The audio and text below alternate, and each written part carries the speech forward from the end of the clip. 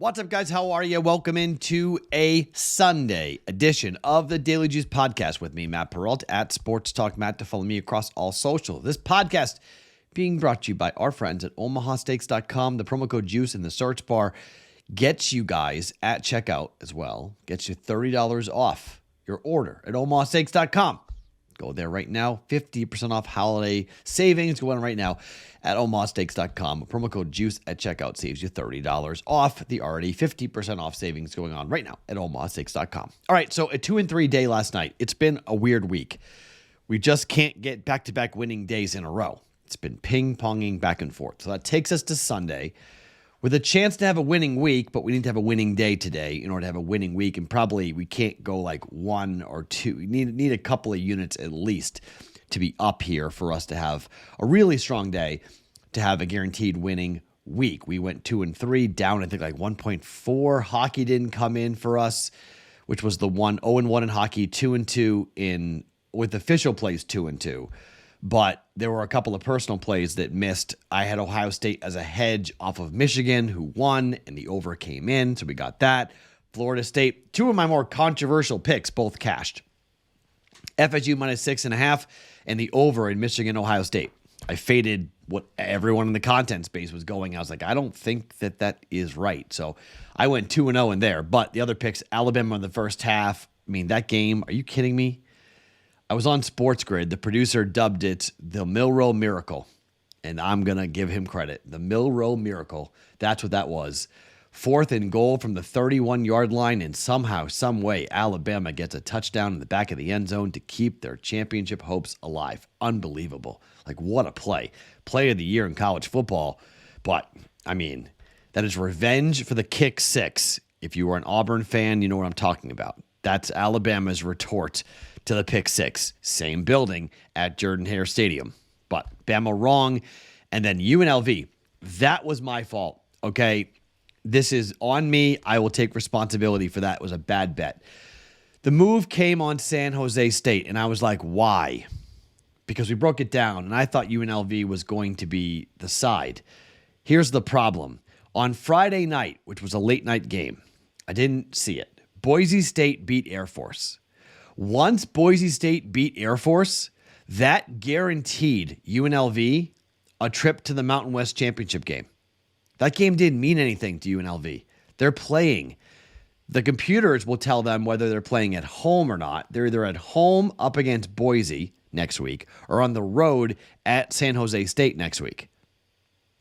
They may play the same team they just faced for a championship. I'm not saying Barry Odom punted on the game, but I should have known better. I should have gotten off that. I should have known that the game did not mean anything to the Rebels, and they played like it. Out of the gate, they were sluggish. They didn't look good. San Jose State ran away with the game. But same two teams may play next week, and if it matters, boy, I think we're seeing a different outcome. And if they're playing Boise State, I also think they'll see a much different effort out of UNLV. So no outright regular season championship, but all anyone cares about is, did you win the Mountain West Conference Championship? And that's from winning the championship game. So 2-2 there officially for college football. That's a bad on me. Sorry about that. I should have done more research. I was off there with that. That's my fault. Hockey goes 0-1. So 2-2 college football, 0-1. So that takes us to today, Sunday. Remember, live stream, noon Eastern time on the BettingPros YouTube channel with myself and Andrew Erickson this week, going over all the games. Smaller slate. More on that here in just 1 second. But he'll be on with me for 30 minutes breaking down the entire game. I will give you the Wong teaser during that broadcast, and I'll try to find as many player props as I can find. Okay, I don't know if I'm going to be able to find 4. I got to be honest. 4 games off the docket. Numerous different, bad football games all over the place. This is a bad week, tough week. In the Survivor contest for $9.2 million, there's 149 contestants left. The vast majority of the contestants left, well, I guess not the vast majority, the number one selection, I should say. I think a third of the contest picked the Titans to defeat the Carolina Panthers. 3 weeks in a row, the number one pick has gone down. And people are banking right now, which is a $60,000 value on that ticket for $100 149 tickets left at 9.2 million. 60K riding on the Titans money line. It's a 3-win football team. Oh my. Patriots are number 2, by the way, which is like, oh my goodness, we're banking on really bad teams. The Patriots, I hope they lose to the Giants. I want them to lose to the Giants. Lose every game. Get a better draft pick. Forget this season. It's done. So there you go. Hard week. I'm not sure we're going to be able to find 4 player props, but let's talk about the plays I did like that I did find so far here. Okay. Let's start with the Rams and the Cardinals. Look, couple things out of the gate. We know that Sean McVay has owned this team, the Cardinals, since he became the head coach. I mean, he simply 100% owns Arizona, both in LA and in Phoenix. He completely and totally owns this franchise. Now, Rams are laying 2.5 points on the road. Road favorites in the NFL? A little dangerous in November, I'll admit it. Rams haven't covered in 4 straight games. Also not good. Rams are 3-1 against the division, ATS, which is significant to me, all right? They covered against the Niners. They covered against Seattle. They did not cover in their last game. They were 2-point favorites. They won by 1, okay? But they won. Here they are against Arizona, a team at home they beat by 17 points as 7-point favorites. Arizona, on the other side, lost by 5 to Houston last week. They won by, Atlanta at home by 2 in their last home game. They lost by 7 against Baltimore, covered in the home game before that. But in the game before that against Cincinnati, they lost the game by 14 as 3-point dogs. They are 2.5-point dogs now. Here, I'm going to lay it. Rams and Matthew Stafford. Let's see what this offense can do. I just do not trust this offense for Arizona up against the Rams, and I can't get behind the Cardinals when it comes to the Rams. It just doesn't make any sense to me. Puka Nacua is probable. He has a shoulder injury. It is expected he will play, which is significant. Cooper Kupp also is probable with the low ankle sprain. He's expected to play. Also very important in this game to get both those guys out there on the field to play. So, to me, I think there's enough offensive firepower here for the Rams. Minus 2.5 LA for 1.1 units. Bet number 2. Raiders hosting the Chiefs. Have you guys seen much of KC's numbers? Now, I don't mean like watching the team. I mean watching the numbers. Numbers 9.5. KC is 6-4 ATS. They're 3-2 on the road. The Vegas Raiders at home are 4-1 ATS. They've covered 3 in a row, all since Antonio Pierce has been hired as the new interim head coach after the firing of Josh McDaniels. They covered against Miami. They beat the Jets. They beat the Giants. They're back at home. The Raiders are facing an offense in Kansas City who hasn't scored a second-half point in a month. In a month. And yet everyone's betting the Chiefs. Why? The book's out. Take Kelsey away, and what can they do? Now, they have Patrick Mahomes. And you could say, Matt, this defense for the Raiders isn't very good. I'll give you all that, except they're playing a different brand of football under Antonio Pierce. They're playing free. Josh Jacobs is running the football, and you can run on the Chiefs. And Josh Jacobs is getting the rock. Chiefs' rush defense is 28th in the NFL, giving up 4.5 rush yards per attempt. They're giving up 112 yards per game on the ground. Now, the Raiders don't stick with the run as much as you would like them to, but under Antonio Pierce, they have done a better job of that. Passing attack is okay. Chiefs' passing defense is good, but the Raiders want to run the ball, keep the clock running, and get this game to a 1-score, either way, situation. Chiefs offense, stagnant. Now, we know they can put up big numbers, okay? We know what they're capable of doing offensively because of Patrick Mahomes and because of Travis Kelce. But this team has looked distracted. This team has looked sluggish on offense. And again, 0 points. Now, they're going to score in the second half against the Raiders, okay? But give me the 9.5 points. Raiders plus 9.5 to keep the streak going. Let's get to 4 wins ATS in a row for the Raiders. Look, I think there may be a shot for Vegas to win the game outright. People were thinking that's blasphemy. I don't. I think the Chiefs are in trouble, Okay. There's some bad warning signs going on right now for the KC Chiefs. Raiders plus 9.5 for 1.1 units. Finally, official final. I got a couple other things to tell you about in a second. We're going to go to the teaser, which has been pretty good so far this season. I'm going to take the Texans from plus 1.5 at home against the Jags and tease it up to 7.5. They may win the game outright. Texans have been phenomenal. CJ Stroud has been great. MVP candidate, forget rookie of the year. He's got that wrapped up. He's been an MVP candidate. They can win the division. The Texans can win the division. It's incredible to think about that. They were, plus 400, 500 preseason to win the division? Jags were huge favorites. Could be a huge win for the Texans here. Plus 7.5. That hook matters to me, by the way. Texans. Other leg, Cincinnati and Pittsburgh. The total is in the mid-30s. It's such an ugly football game. 2.5 is the number for the Steelers. I'm going to 6-point tease it up and give the Bengals 8.5. Bengals plus 8.5. Texans plus 7.5. 1.2 minus 120. 2-leg teaser. Both teams can win the game outright. Both teams are home. Cincinnati can win the game outright. Can Jake Browning? I don't know, but I think they can keep it close. And yes, the Texans can completely beat the Jaguars. 100% they can beat the Jags at home.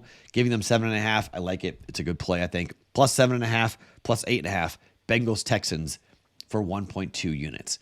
Now, other sports you can look at. The Toronto Raptors are at Cleveland.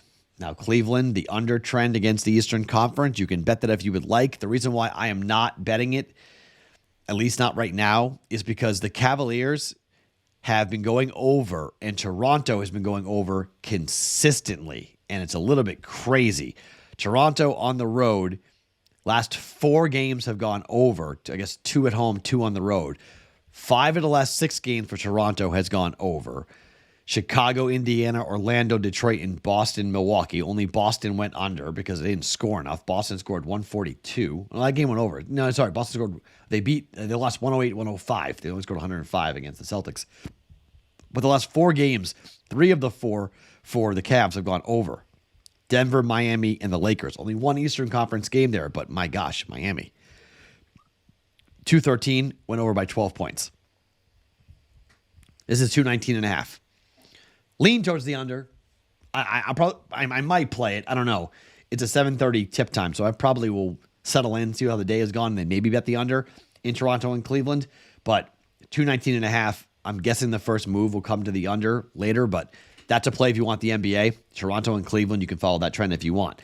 In the NHL, Nashville is the number 1 team so far this year to a first period over. They are 15-4 to the over 1.5 goals in the first period, 9-1 over their last 10. They're hitting it at a 79% clip so far this season, and they are in action here today up against the Winnipeg Jets, who are middle of the pack. Okay, so I'm a little bit concerned about this because Winnipeg may not give up and may not score. It may be 1-0 after 1, and then we lose. But I think Nashville will probably wind up scoring. You can bet that if you want. But I'm going to give you a 4-leg quarter unit parlay in hockey because I don't know if I'm going to find enough player props today in the NFL to cover everything. So you guys liked this the last time. I am simply following all of the numbers here, okay? There is no telling if this hits or not. It's a plus 538. You can do this at DraftKings. It's a plus 538 parlay. Okay, all in hockey. The Wild are the number 1 team to a gift this year, and they're playing the Red Wings. It's minus 175, so the book's thinking it's going to hit. Yes, goal in the first 10 minutes for Minnesota and Detroit. Over 1.5 goals, Nashville and Winnipeg. Nashville, the number 1 team to an first period over this year. That's minus 145 because the Winnipeg Jets haven't been great. Over 1.5 goals, St. Louis and Chicago. St. Louis has hit this 4 consecutive games. A first period over is hit for the Blues. That's minus 166. And the Ducks are at Edmonton. The Edmonton Oilers also are an extremely profitable team when it comes to the first period over. They're the second best, and they have the same number as Nashville, 15-4, 8-2 over their last 10 games for Edmonton. And Edmonton also has hit this 4 consecutive games. So Edmonton first period over, 4 straight. Nashville first period over, 4 straight. St. Louis first period over, 4 straight. And Minnesota to a goal in the first 10 minutes. They are still the number 1 team in hockey when it comes to that number, with them hitting their percentage. Let's see, hold on. Minnesota to a gift is 14-4 and 7-3 over their last 10 games. They're hitting this at a 78% clip so far this season. And Gustafsson is in net, so it's even better. So a goal in the first 10 minutes from Minnesota, okay? That's a 4-leg plus 538 parlay for a quarter unit. Why? Because I bet quarter units with props. So I'm not positive I can find 4. So in case I can't find 4 props that I like today in the NFL, there's your 4-leg long shot going by the numbers parlay. Again, gift in the Wild in the Red Wings. Over 1.5 goals. Preds, Jets. Over 1.5 goals. First period, mind you. Blues, Blackhawks. Over 1.5 goals. First period. Ducks and the Oilers. Plus 538 for a quarter unit there. That would bring us back a pretty good payout. We would wind up, 1.5 units up on that, if we get that. So let's see what happens with that with a quarter unit, okay? So again, officially, we're going Rams minus 2.5, 1.1 units. Raiders plus 9.5, 1.1 units. Texans, Bengals teaser. Texans plus 7.5, Bengals plus 8.5 for 1.2 units. Long teaser and a certain number of player props, but I don't know how many, coming up on the live stream at noon Eastern Time, 9 a.m. Pacific on the BettingPros YouTube channel with myself and Andrew Erickson coming at you for week, 12 in the NFL? I can't keep track anymore. I believe week 12 in the NFL. Is it 13 or 12? It is week... It's kind of crazy that I actually have to ask that question. Yeah, it's week 12, okay? Just because of the games on Thanksgiving, it threw me off. Week 12 in the NFL here on a Sunday. My name is Matt Perrault. Follow me on socials at Sports Talk Matt. Each and every morning, the Daily Juice podcast, always being brought to you by OmahaSteaks.com.